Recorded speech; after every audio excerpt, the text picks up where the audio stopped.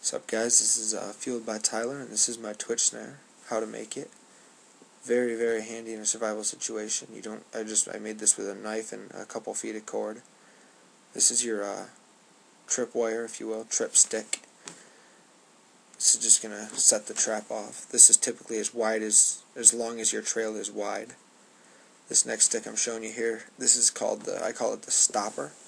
It's important that you have that flat shaved off on one side like that. Just take your knife and make it flat, and then point that other end to keep it so it can push in the ground.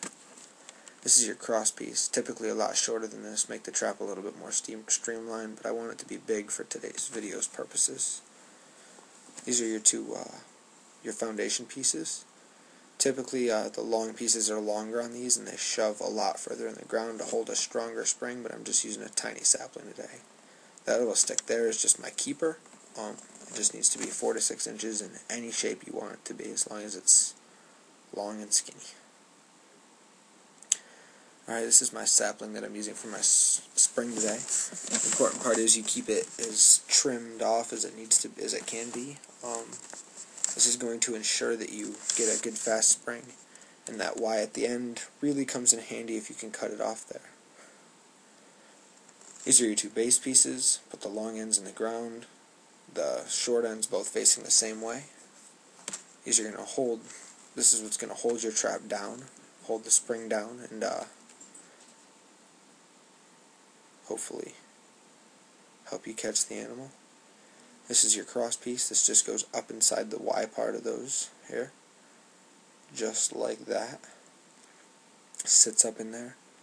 Again, this just holds. These are usually closer together with a shorter cross piece. Alright, this is the alignment here. That's my tripstick. At a 90-degree angle to my cross piece. Right there. And right here I have my stopper that gets shoved in the ground right at the other end of my tripstick.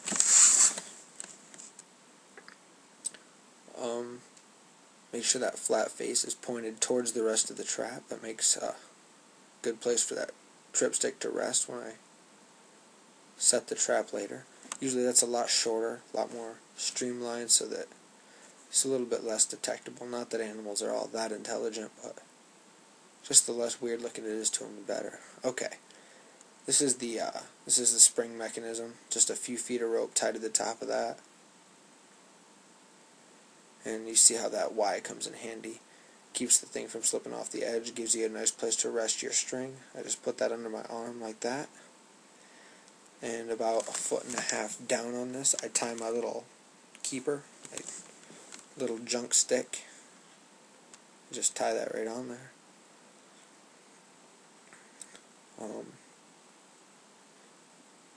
Next part's setting the trap. You wrap this down, make sure that's on the inside of that cross piece, or towards the trigger, towards the tripstick.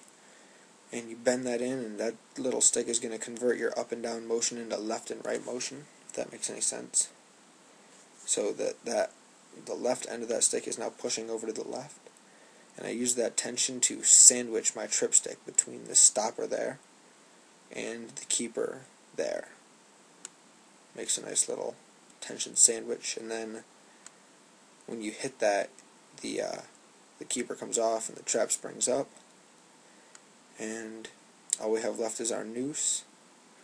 We make our little noose to wrap around the animal's foot and throw it up into the tree. Okay, I've made a noose. The important part about setting the noose is that it's an oval and not a circle. See how it's ovular?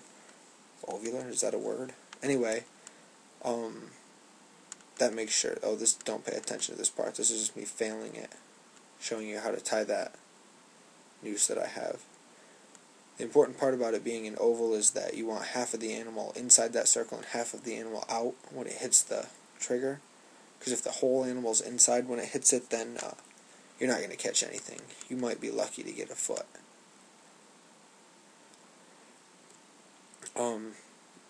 This here is me showing you the proper way to tie that loop. You just double it over like that and tie your traditional granny knot. Traditional granny knot. And all this is going to do is it's going to give you a nice big loop It wouldn't work good for a regular struggle snare because it wouldn't cinch up and tighten. It would come back off when tension's released. But since this trap's going to keep tension, that's going to work. This has been Field by Tyler. Like and comment.